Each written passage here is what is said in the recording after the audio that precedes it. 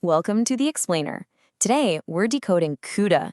That's the programming model that turns your graphics card into an absolute powerhouse, basically a personal supercomputer. We're going to see how software wrangles and commands a literal army of thousands of silicon cores.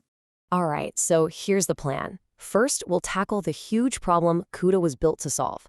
Then, we'll dive into its chain of command, see how that plan actually maps onto the physical hardware, understand why memory is, well, everything when it comes to performance, and finally, we'll get a peek at what's next for this amazing architecture.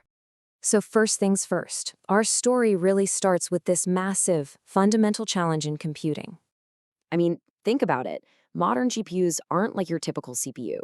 They are jam-packed with thousands of cores. It's a parallel beast for sure.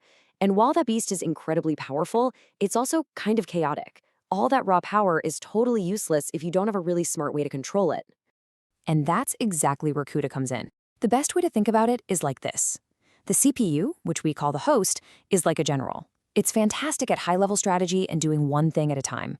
The GPU, or the device, is a huge army of soldiers, all ready to execute a mission in parallel. CUDA is the battle plan that lets that general command the army. So how does the general actually organize this army? I mean, how do you give coherent orders to tens of thousands of soldiers all at the same time? CUDA uses this simple but honestly brilliant three-tiered hierarchy.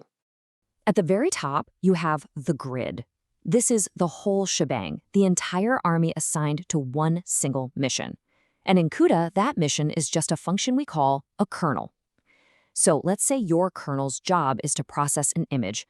The grid is every single soldier, or thread, you need to handle every single pixel in that image. Now that army is broken down into smaller, independent platoons. We call these thread blocks.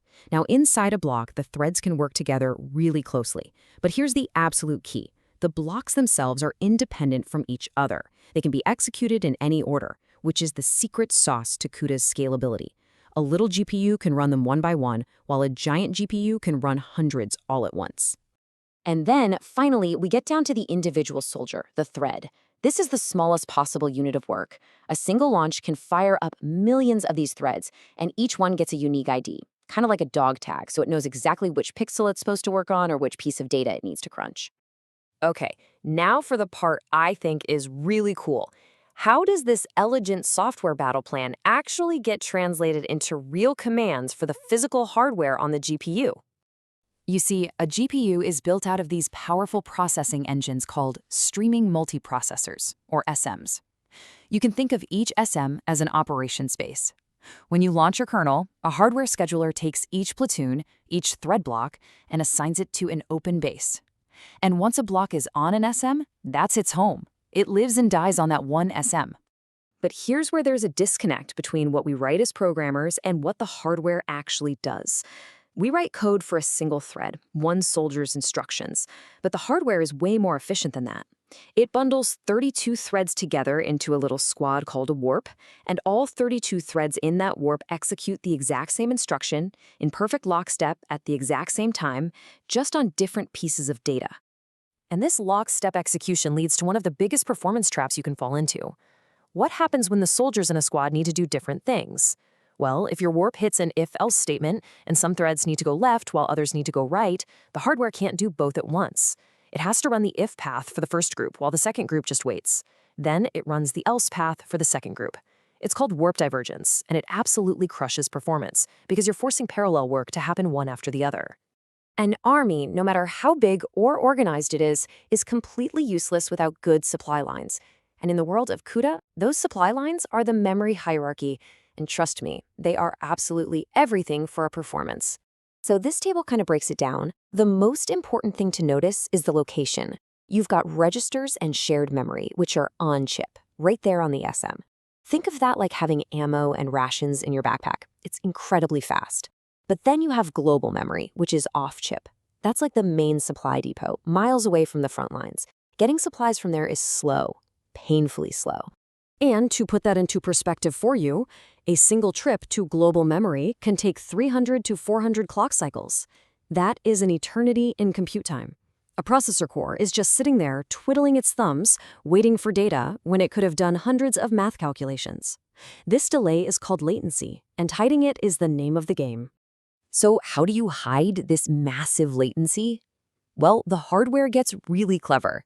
Instead of sending 32 individual messengers back to the main depot, it's like sending one big supply truck. This is called memory coalescing. If all 32 threads in a warp need data that's all lined up next to each other, the hardware can grab all of it in one big trip, which is way, way more efficient. For most of CUDA's life, there was one unbreakable rule. Platoons, or thread blocks, could not talk to each other directly. Nope. Any communication had to go through that slow main depot, that global memory. But the latest evolution of CUDA changes everything. Newer GPUs have introduced something called thread block clusters. You can think of this as a new higher level in our command structure. A cluster is a group of blocks that the hardware promises will be physically close to each other on the chip. And because they're neighbors, they can use a new super fast network to talk directly, sharing data through something called distributed shared memory. It's a total game changer. And this new ability for blocks to cooperate is just the latest step in a really long evolution. You had Kepler letting kernels launch other kernels, then Volta gave threads more independence, Amperes sped up memory copies, and then Hopper and Blackwell brought us these powerful interconnected clusters. The model is constantly getting deeper and giving programmers more control. So what does this all boil down to? We've built this silicon army that is bigger, faster, and more complex than ever. The hardware is just a marvel, which means the true frontier of performance, the next really great challenge, isn't in the silicon anymore. It's in the software. It's about us writing smarter, more efficient, and more sophisticated battle plans to command this incredible parallel beast.